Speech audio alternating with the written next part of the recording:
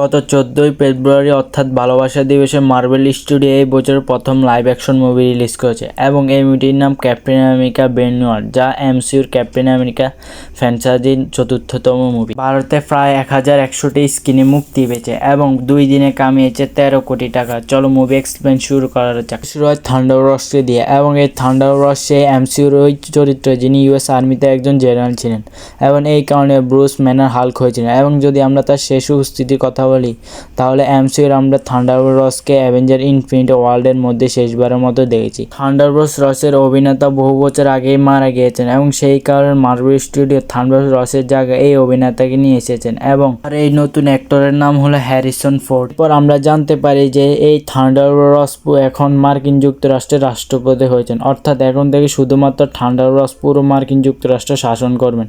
কিন্তু এখন 5 মাস কেটে গিয়েছে এবং 5 মাস পরে আমরা সরাসরি আমেরিকা ক্যাপ নিউলসনের সাথে দেখা করি।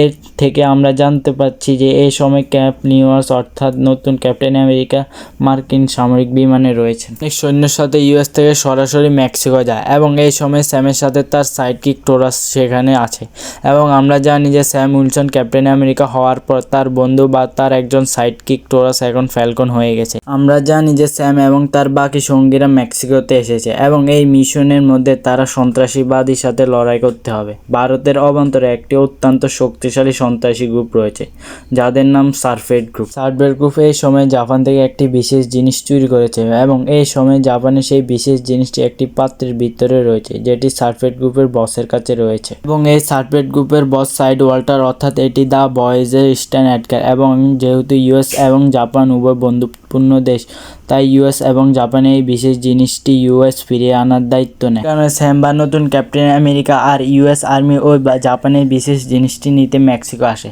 এরপর গুন্ডাদের সাথে স্যাম উইলসনের ফাইট হয়। দেখতে পাই যে স্যাম উইলসন ক্যাপ্টেন আমেরিকার ডালটি খুব ভালোভাবেই ব্যবহার করতে শিখেছে। এখানে ফ্যালকনের নতুন স্যুটটি দেখতে পাই যার ডানাগুলো ভাইব্রেনিয়াম দিয়ে তৈরি এবং সেই কারণে এই শক্তিশালী উইংস ব্যবহার করে উইলসন সহজেই এই সন্ত্রাসীদের মারধর করে এবং একই সাথে আমরা জানতে পারি যে স্যাম উইলসনের ভাইব্রেনিয়ামের তৈরি ডানা উপহার হিসেবে দিয়েছে ওয়াকান্ডার দেশ। কারণ আমরা জানি যে অ্যাভেঞ্জার ইনফিনিটি ওয়ার্ল্ডের সময় স্যাম উইলসন ওয়াকান্ডার থেকে যুদ্ধ করেছে।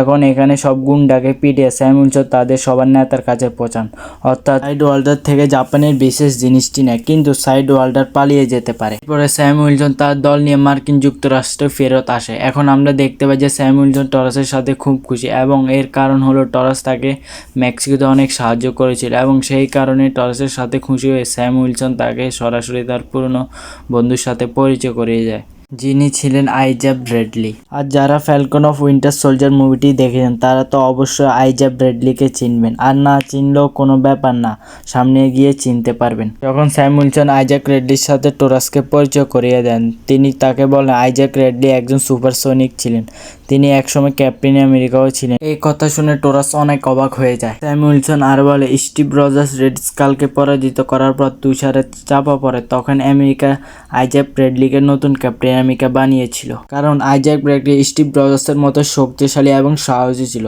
এত সাহস শক্তি দেখে ইউএস তাকে ক্যাপ্টেন আমেরিকা বানিয়েছিল। কিছুদিন ক্যাপ্টেন আমেরিকা থাকার পর 30 বছরের জন্য জেলে পাঠিয়ে দেয়। 30 বছর পর জেলে কাটানোর পর মুক্তি পায়। এই কথা শুনে টরাসের অনেক রাগ হয়। সে জিজ্ঞেস করে কেন আপনার সাথে এমন হলো। তখন আইজাক রেডলি বলে আমি যখন ক্যাপ্টেন আমেরিকায় ছিলাম তখন আমি অনেক সাকসেসফুল মিশন কমপ্লিট করেছিলাম, আমার অনেক জনপ্রিয়তা বাড়তে থাকে। তখন ইউএস আর্মি আমাকে জেলে বন্দি বানিয়ে দেয় কারণ আমি কৃষ্ণাঙ্গ ছিলাম বলে। 30 বছর পর জেল থেকে মুক্তি পেয়েছি এবং সেই কারণে আমি আমার দেশকে ভালোবাসি, কিন্তু আমি এই মার্কিন যুক্তরাষ্ট্রের সরকারকে ঘৃণা করি। এই সমস্ত কিছু জানার পরে টরাস, স্যাম উইলসন আর আইজা ব্র্যাডলি তিনজনে অনেক কথা বলে এবং টরাস এবং ব্র্যাডলিও খুব ভালো বন্ধু হয়ে ওঠে। কিন্তু স্যাম উইলসনের ফোনে আসে এবং উইলসনের কাছে ফোন আসে মার্কিন যুক্তরাষ্ট্রের রাষ্ট্রপতি অর্থাৎ থান্ডারবার্স হোয়াইট হাউসের মিটিং হবে। সেই মিটিংয়ে স্যাম উইলসনকে আমন্ত্রণ করা হয়। এখানে হোয়াইট হাউসে আসার পরে স্যাম উইলসন রাষ্ট্রপতির সাথে দেখা করেন অর্থাৎ থান্ডারবার্সের সাথে। স্যাম উইলসনের সাথে দেখা করার পরে থান্ডারবার্স বলেন যে তিনি স্যাম উইলসনের উপর খুব খুশি, কারণ তিনি মেক্সিকোতে মিশনটি খুব ভালোভাবে শেষ করেছেন এবং স্যাম উইলসন জাপান থেকে চুরি হওয়া জিনিসগুলো ফিরিয়ে এনেছেন। এরপর Sam Wilson, Isaac Bradley, Taurus এবং তার মতো অন্যান্য অতিথিরাও আছে, তবে তাদের সবার সাথে থান্ডারবোল্টও রয়েছে এবং তাছাড়া পৃথিবীর অন্যান্য দেশেরও প্রধানমন্ত্রী রয়েছে, যেমন ফ্রান্সের প্রধানমন্ত্রী রয়েছেন, ভারতের প্রধানমন্ত্রী রয়েছেন, জাপানের প্রধানমন্ত্রী রয়েছেন। সমস্ত কিছুর মধ্যে আমরা দেখতে পাই যে এখানে বৈঠকে হঠাৎ করে উচ্চ স্বরে গান বাজতে শুরু হয়, আর এই গানটি বাজে আইজ্যাক ব্র্যাডলি। এই গানটি শুনে আইজ্যাক ব্র্যাডলি দাঁড়িয়ে কাছের থাকা গার্ডের বন্দুক ছিনিয়ে নেয় এবং সেই বন্দুক সরাসরি থান্ডারবোল্ট রসের দিকে গুলি করে। থান্ডারবোল্ট রস সে ফায়ারিং থেকে রক্ষা পান। এই লড়াইয়ের সময় একটি মেয়ে এখানে প্রবেশ করে যে ঠিক ব্ল্যাক উইডোর মতো লড়াই করে এবং সে একে একে সমস্ত শুটারকে হত্যা করে। আমরা এই মেয়েটির সম্পর্কে জানতে পারি যে এই মেয়েটির নাম রুথ এবং সে মার্কিন যুক্তরাষ্ট্রের রাশিয়ার রেড রুম থেকে ট্রেনিং নিয়েছে, আর এই মেয়েটি ব্ল্যাক উইডো। রেডলিকে জেলে বন্দি করার পরে স্যাম তাকে জিজ্ঞাসা করে কেন তুমি এমন করেছো, কিন্তু আইজ্যাক রেডলি বলে আমি কিছুই করিনি, আমার কিছুই মনে নেই। আর যে এরকম বাকি বান্স উইন্টার সোলজার হওয়ার পর যে কাজগুলো করতো তার মন থাক না, তেমনি হোয়াইট হাউসের ভেতরে থান্ডারবোল্টকে গুলি করেছে, এসব আইজ্যাক ব্র্যাডলিরও মনে নেই। কিন্তু আইজ্যাক ব্র্যাডলি অনেক বড় অপরাধ করেছে, তাই তাকে জেলে বন্দি বানিয়ে দিয়েছে। আর জেলে যাওয়ার পর স্যাম তার সাথে দেখা করতে আসে, আর স্যাম আইজ্যাক ব্র্যাডলিকে বলে আমি জানি তুমি, আর আমি ওয়াদা করলাম তোমার হাতে এরকম কে করালো, আমি তাকে বের করব। স্যাম উইলসন জানতো যে আইজ্যাক ব্র্যাডলি নির্দোষ, রাষ্ট্রপতির উপর হামলা কখনোই করাতে পারে না। এই কারণে স্যাম উইলসন টরাসের সাথে সরাসরি দেখা করেন এবং তার সেই মিটিংয়ের পুরো সিসিটিভি ফুটেজ দেখেন এবং তারা দুজনে অনেক অদ্ভুত জিনিস দেখতে পান। যেমন প্রথমত দেখতে পান যে আইজ্যাক ব্র্যাডলি যখন মিটিংয়ে তার ফোন ব্যবহার করছিলেন তখনই তার ফোনটি সাদা রঙে মিটমিট করে জ্বলতে শুরু করে এবং আইজ্যাক ব্র্যাডলির সাথে 4 জন সৈন্যগুলি চালিয়েছিল, তাদের সাথেও একই ঘটনা ঘটছিল এবং একই সাথে তারা লক্ষ্য করে যে এই 5 জন মিটিংয়ে তখনই গুলি চালাতে শুরু করছিল। গানটি যখনই বাজছিল তারা তখনই গুলি চালাতে শুরু করে এবং ফাইটিং শুরু করে। এই কাজটি করিয়েছে এবং সেই কারণে এখানে স্যাম এবং টরাস যে সেই ব্যক্তি খুঁজে বের করার পরিকল্পনা করে এবং এইসব করিয়েছে। কিন্তু এই সব সিদ্ধান্ত নেওয়ার পর স্যাম যখন উইলসন বেরিয়ে আসে এবং গাড়ি নিয়ে কিছু কাজ করতে যায়, পথে তার সার্ভেট গ্রুপের নেতা সাইড বাইন্ডার তাকে ঘিরে থাকে এবং সেই তার গাড়ি আক্রমণ করে, কিন্তু স্যাম উইলসন তার সাথে লড়াই করে এবং তাকে মারধর করে। তারপরে স্যাম উইলসন জানতে পারে মেক্সিকোতে গিয়ে সার্ভেট গ্রুপের অনেক সদস্যকে হত্যা করেছে এবং সাইড বাইন্ডার হাত থেকে জাপানি কন্টেইনার ছিনিয়ে নিয়েছে এবং সেই কারণে সাইড বাইন্ডার প্রতিশোধ নেওয়ার জন্য এসব করছে। এখানে স্যাম উইলসন সাইড বাইন্ডারকে পরাজিত করার সাথে সাথে একটা কল আসে এবং কলে বলে এখন তো তুমি এদেরকে হারালে, কিন্তু সামনে যে সমস্যা আসবে তাদেরকে তুমি পরাজিত করতে পারবে না। আমরা বুঝতে পারি কে একজন স্যাম উইলসনের উপর নজর রাখছে। কল কাটার সাথে সাথে স্যাম উইলসন টরাসকে বলে তুমি এই কল ট্র্যাক করে জানতে পারে এই কল সরকারের পুরাতন গবেষণা কেন্দ্র থেকে এসেছে। তারা দেরি না করে জলদি ওই গবেষণা কেন্দ্র যায়। গবেষণা কেন্দ্র যাওয়ার পরে দেখতে পায় এটি কোনো গবেষণা কেন্দ্র নয়, এটি থান্ডারবোল্টের ইলিগাল এক্সপেরিমেন্ট করার জায়গা। আর থান্ডারবোল্ট যখন জেনারেল হয় তখন থেকে এক্সপেরিমেন্ট করাতো। তারপরে সেখানে তারা একজন লোককে দেখতে পায়, আর ওই লোকটি ছিল দ্য লিডার, যার মাথা এলিয়েনদের মতো। আর স্যাম ওকে দেখে জিজ্ঞাসা করে তুমি কে, আর এই আক্রমণগুলোর হাত নেই তো তোমার? দ্য লিডার বলে আমার নাম স্যাম উইলটস, আমি একজন সায়েন্টিস্ট ছিলাম, কিন্তু একবার ব্রুস ব্যানার আমার কাছে সাহায্যের জন্য এসেছিল। আমি তাকে সাহায্য করার সময় তার গ্রামা রেডিয়েশনওয়ালা রক্ত আমার মাথায় পড়ে। তারপর থেকেই আমার চেহারা আর বডি খারাপ হয়ে যায়, কিন্তু আমার ব্রেন অনেক তেজ হয়ে যায়। এরপর আমার ব্যাপারে থান্ডারবোল্ট জেনে যায়।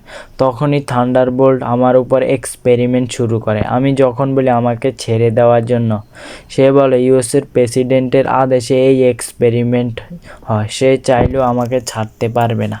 কিন্তু সে আমাকে কথা দেয় যেদিন ইউএসের প্রেসিডেন্ট হবে সেদিন আমাকে ছেড়ে দেবে, কিন্তু প্রেসিডেন্ট হওয়ার পরেও সে আমাকে ছাড়েনি, আমার উপর লাগাতার এক্সপেরিমেন্ট চালাতে থাকে। থান্ডারবোল্টের আদেশে যে আমার উপর এক্সপেরিমেন্ট করছিল আমি তাকে মেরে ফেলি, আর আমি সিদ্ধান্ত নিই আমি থান্ডারবোল্টের আসল চেহারা দুনিয়ার সামনে বের করব, যেন পুরো দুনিয়া জানতে পারে থান্ডারবোল্ট একজন খারাপ মানুষ। আর এইভাবেই আমি আমার প্রতিশোধ নেব। আর আমি আমার প্ল্যান মতোই সাইড বাইন্ডারকে কন্ট্যাক্ট দিই জাপানে সেই খাস জিনিসটি চুরি করার জন্য। আমি সিআইয়ের অ্যাকাউন্ট থেকে সাইড বাইন্ডারকে টাকা দিই, আর এটা যদি জাপানের নজরে আসে জাপান বুঝতে পারবে এইসব থান্ডারবোল্ট রস এর করিয়েছে। স্যাম বুঝতে পারে শুরু থেকে যা হয়ে আসছে এইসব স্যাম উইলটনসের কারণেই হয়েছে, আর এই কারণে স্যাম উইলটনসকে অনেক বেশি ধরা প্রয়োজন। তখনই স্যাম উইলসন ওই গান আবার বাজিয়ে সব গার্ডদের হিপনোটাইজ করে ফেলে আর সব গার্ড স্যাম উইলসনের উপর অ্যাটাক করে দেয়। এই সুযোগ ব্যবহার করে স্যাম উইলসন এখান থেকে পালিয়ে যায়। আর আপনারা এই দুইজনের নাম শুনে গোলায় যায়েন না। নায়ক হলো স্যাম উইলসন আর ভিলেন হলো স্যাম উইলস্টনস। চলো গল্পে ফেরা যাক। উইলসন কোনো রকমে তাদের হাত থেকে পালিয়ে যায়। স্যাম উইলসন তার মিশনের স্বপ্ন পূরণ হয়, কারণ জাপান জেনে যায় আমেরিকা সিআইর অ্যাকাউন্ট থেকে সাইডান্ডারকে টাকা পাঠাইছে আর জাপানের প্রধানমন্ত্রী জেনে যায় এসব থান্ডারবোল্টের কাজ। এরপর জাপানের প্রধানমন্ত্রী আমেরিকার সাথে সম্পর্ক যে ছিল সে সম্পর্ক ভেঙে দেয়। তাদের আর্মিদের কমান্ড দেয় যাতে আমেরিকার আগে জাপান অ্যাডমিন্টন দখল করতে পারে। আর এটা আমেরিকা জানতে পারে তাদের অ্যাডমিন্টন দখল করার জন্য তারাও তাদের আর্মি পাঠিয়ে দেয়। পুরো দুনিয়াতে যখন জানাজানি হয়ে যায় আমেরিকা জাপান যুদ্ধ লাগতে পারে, এরই খবর যখন স্যাম আর উইলসন জানতে পারে তারা তাড়াতাড়ি রেডি হয়ে সেলেস্টাস আইল্যান্ডের দিকে যায়। এখানে আসার পর থান্ডারবোল্টের রসের শিপ দেখতে পায়। শিপের ভিতরে এসে থান্ডারবোল্ট রসকে বোঝানোর চেষ্টা করে এখানে একটা ভুলের কারণে দুই দেশের মধ্যে যুদ্ধ লাগতে পারে। জনের কথার মধ্যে আমরা দেখতে পাই স্যাম উইলসন হাত থেকে পালানোর পরে ডাইরেক্ট একজনের বাড়ির ভিতরে গিয়ে একটা নিয়ে ইউএসের দুই পাইলটের ফোন হ্যাক করে ফেলা। আর এই দুই পাইলট সেলেস্টাস আইল্যান্ডের পাশেই ছিল। স্যাম উইলসন এই দুই পাইলটকে নিজের বশে নিয়ে আসে। এই দুই পাইলট সেলেস্টাস আইল্যান্ডের উপরেই হামলা করতে বলে আর এই দুই পাইলট ফায়ারিং শুরু করে। জাপান বুঝতে পারে ইউএস যুদ্ধ শুরু হয়, তারাও তাদের দুই পাইলটকে পাঠিয়ে দেয়। তারপর চারো পাইলটের মধ্যে ফাইট শুরু হয়। এই ফাইট থেকে স্যাম পাইলটদের বাঁচিয়ে বিমানগুলো ধ্বংস করে দেয়। জাপানকে বুঝিয়ে দেয় তাদের দুই পাইলট তাদের অনুমতি ছাড়াই ফায়ারিং শুরু করেছে। এরপর আমরা দেখতে পাই ইউএস আর জাপানের মধ্যে যে যুদ্ধ লাগলো তা আর হয় না, আর দুনো দেশ নিজেদের মিলিটারি নিয়ে নিজেরাই নিজেদের দেশে ফিরে চলে আসে। ফাইটের মধ্যে স্যামের বন্ধু অনেক আঘাত পায়, তাকে হসপিটালে নিয়ে আসে আর এই হসপিটালে বাকি রেন্টিও স্যামের সাথে দেখা করতে এসেছে। স্যামের ফাইট দেখে এখানে এসেছে। বাকি এখান থেকে যাওয়ার সময় আমরা জানতে পারি বাকি আমেরিকার মধ্যে পলিটিশিয়ান হয়ে গেছে। এর মধ্যে থান্ডারবোল্ট একটা মিটিং রাখে। জাপান আর ইউএস এর মধ্যে যে যুদ্ধ হতে শুরু লাগছিল এর কারণে পুরো দুনিয়ার মধ্যে হইচই লেগে যায়। আর আমরা দেখতে পাই এই মিটিংয়ে স্যাম উইলসনও ছিল। এর সাথে দেখা করতে এখানে স্যাম উইলসনও আসে। স্যাম উইলসন স্যামকে বলে আমি জাপান আর ইউএস এর মধ্যে যুদ্ধ হওয়ার জন্য অনেক ভালো একটা প্ল্যান করেছিলাম, শুধু তোমার জন্য আমার প্ল্যান নষ্ট হলো, কিন্তু কোনো ব্যাপার না, আমি এখনই থান্ডারবোল্ট এর আসল চেহারা সবার সামনে নিয়ে আসবো। থান্ডারবোল্ট ইভেল ও খারাপ আমি এখনই বের করব। আর আমরা এখনই জানতে পারি থান্ডারবোল্ট অনেক আগে থেকে একটা রেয়ার অসুখ ছিল আর এর কারণে ওর মৃত্যু হচ্ছিল। পুরো দুনিয়ার বড় বড় ডাক্তারও তাকে বাঁচাতে পারতো না, কিন্তু থান্ডারবোল্ট এই ব্যাপারে স্যাম উইলসনকে বলে। স্যাম উইলসন এর তেজ ব্রেন ব্যবহার করে খাস একটি ওষুধ বানিয়ে ফেলে। প্রতিদিন যে খাস ওষুধটি প্রতিদিন একটা করে খেতে হতো, কিন্তু থান্ডারবোল্ট জানতো না ওর ওষুধে গামা রেডিয়েশন মিশাতো আর এর কারণে থান্ডারবোল্টের বডিতে গামা রেডিয়েশনের ফলে কি হতে পারে তা আমরা এখনই দেখতে পাই। থান্ডারবোল্ট এই মিটিংয়ের মধ্যেই রেড হাল হয়ে যায় আর কন্ট্রোল হারিয়ে সব ভাঙচুর করতে থাকে। আশেপাশে কোনো সোলজার তাকে থামাতে পারে না। আর আমরা দেখতে পাই স্যাম উইলসনকে গ্রেফতার করা। হালকে থামানোর জন্য স্যাম রেডি হয়ে যায়। তাদের মধ্যে অনেক খাতারনাক ফাইট হয়। আমরা এই ফাইটে দেখতে পাই রেড হাল্ক অনেক বেশি পাওয়ারফুল। ফাইটের মধ্যে ক্যাপ্টেন আমেরিকার শিল্ডটি মাটিতে পুঁতে দেয়। স্যাম উইলসনের ভাইব্রেমিয়ার পাখাও ভেঙে দেয়। এর কারণে স্যাম ওর কাছে অসহায় হয়ে যায়। এরপর স্যাম থান্ডারবোল্ট এর মেয়ের নাম নেয় ফ্রেডি রস। আরও বলে আপনি এরকম মানুষ না, আপনার মেয়ের জন্য আপনাকে থামতেই হবে। থান্ডারবোল্ট তার মেয়ে ফ্রেডি রস এর নাম শুনে সাধারণ মানুষ হয়ে যায়। তারপর থান্ডারবোল্টকে গ্রেফতার করে ফেলে। তাকে ওই জেলেই রাখা হয়। ক্যাপ্টেন আমেরিকা সিভিল ওয়ারের সময় অ্যান্টম্যান, ফ্যালকন, ওয়ান্ডা আর হকাই যেখানে রাখা হয়েছিল। তারপর থান্ডারবোল্ট কিছুদিন জেলে থাকার পর তার মেয়ে ফ্রেডি রস তার সাথে দেখা করতে আসে। তার সাথে দেখা করে থান্ডারবোল্টের অনেক ভালো লাগে। প্রমাণ করে যে আইজ্যাক রেডলির উপর থান্ডারবোল্ট অ্যাটাক করেনি, তাকে ইচ্ছাকৃতভাবে ফাঁসানো হয়েছে। তারপর আইজ্যাক রেডলিকে ছেড়ে দেওয়া হয়। এখানেই মুভিটি শেষ হয়। আর আপনাদের কাছে মুভিটি কেমন হয়েছে তা অবশ্যই জানাবেন।